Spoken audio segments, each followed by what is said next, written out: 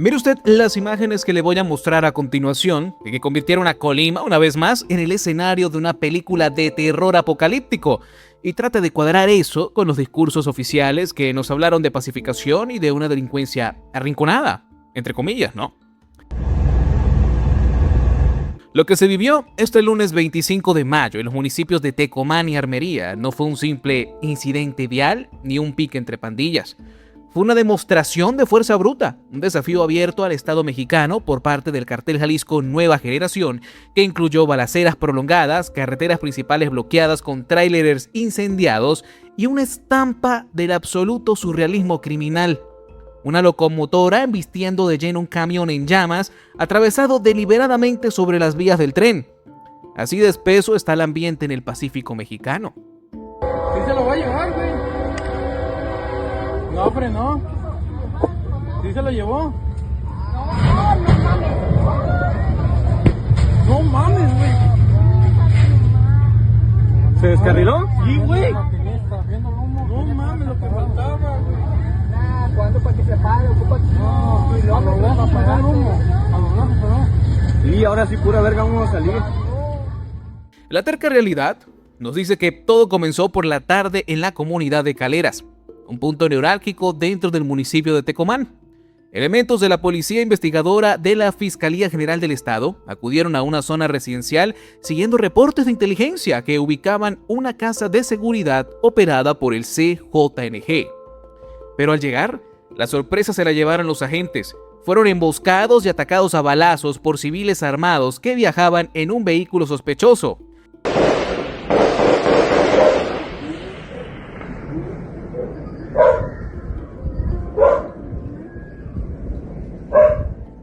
Se desató un intercambio de disparos tan intenso y prolongado que obligó a activar el código rojo y a desplegar de emergencia al Ejército, a la Marina y a la Secretaría de Seguridad Pública Estatal para evitar que masacraran a los policías.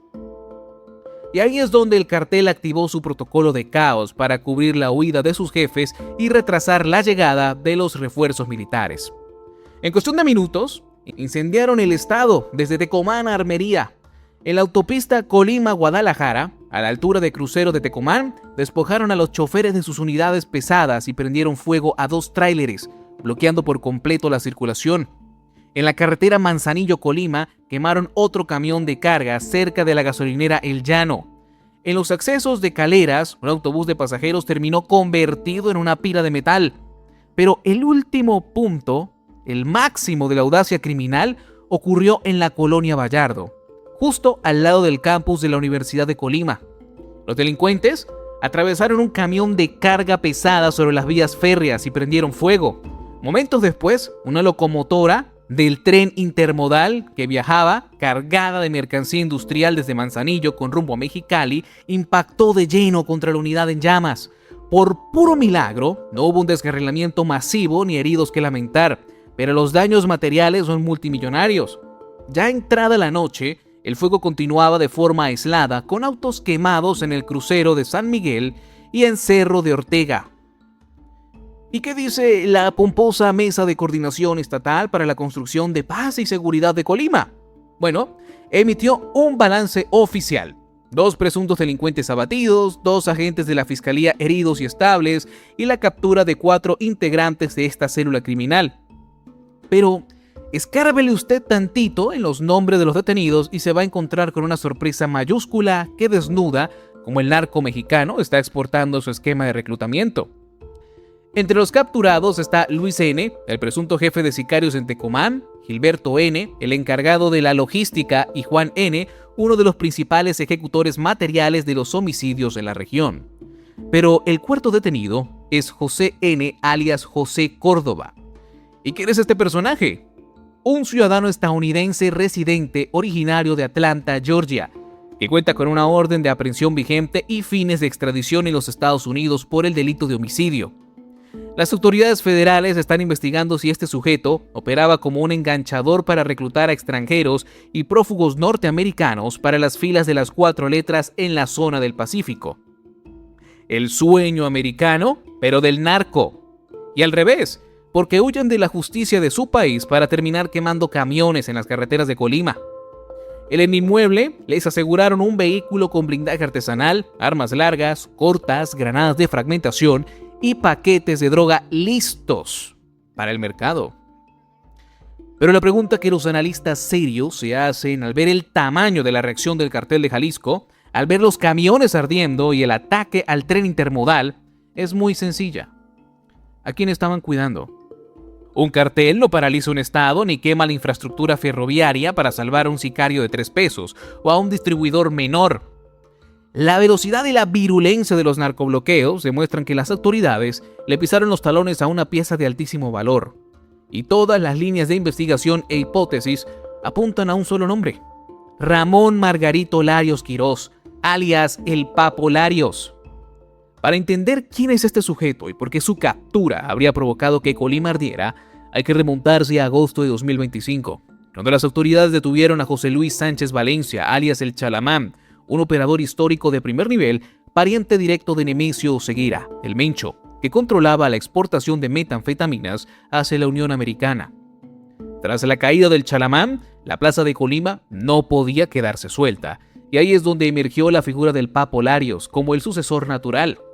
A diferencia de otros capos, Larios Quirós adoptó un perfil sumamente bajo, alejado de las excentricidades y las redes sociales, concentrándose en mantener a flote la estructura financiera, la caja chica del cartel y la recepción de los cargamentos químicos que entran por la costa.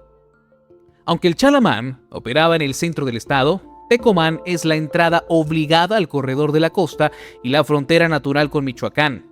El operativo de la Fiscalía en Caleras iba directo a su círculo más íntimo y por eso el cartel prefirió descarrilar la economía del estado antes que permitir que le pusieran las manos encima a su principal cerebro financiero.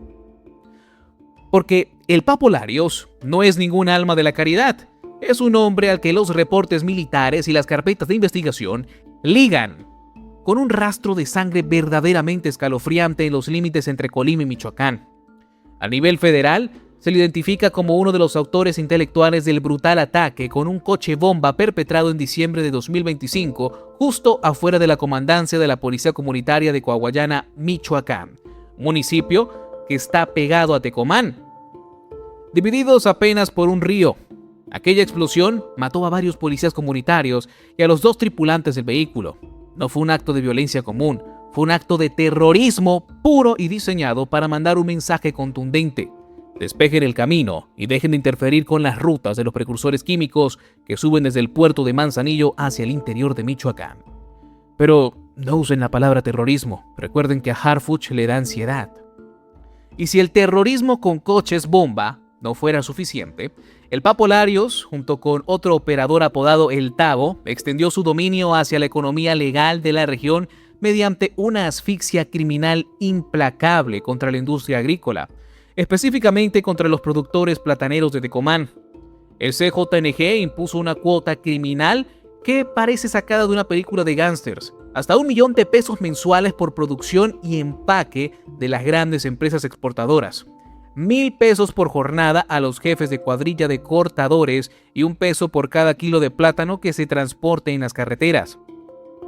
Una extorsión total que encarece el producto que usted se come en su mesa.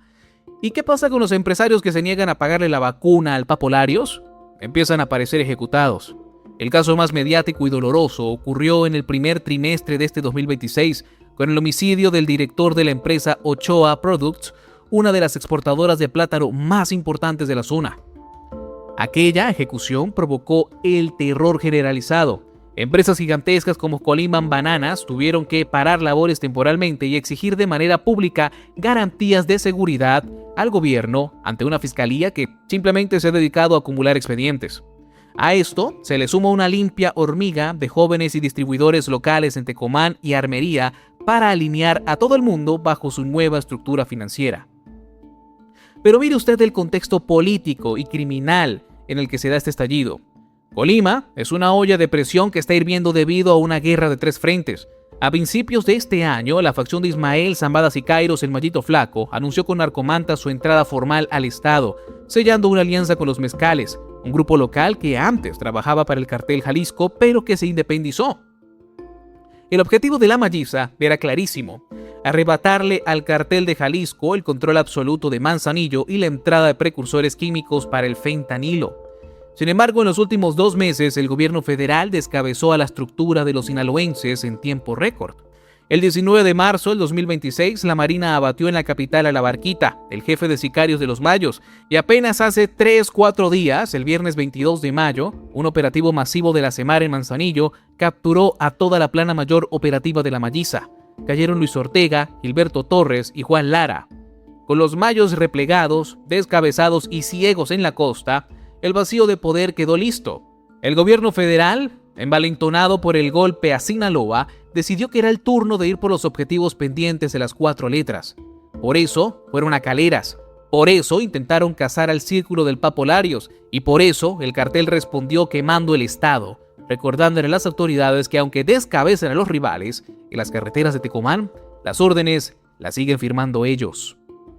Hacia la medianoche del lunes, los bomberos terminaron de sofocar las llamas y la Guardia Nacional ayudó a restablecer el flujo vehicular de forma paulatina.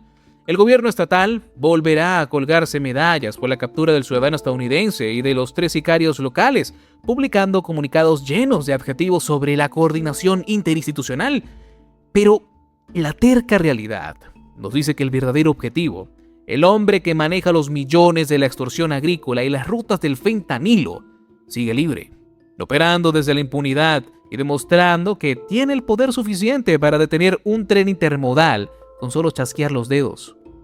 Al final del día, la pregunta sigue siendo la misma: ¿quién tiene verdaderamente las riendas del Estado? ¿El Palacio del Gobierno o el imperio del terror de las 4 letras?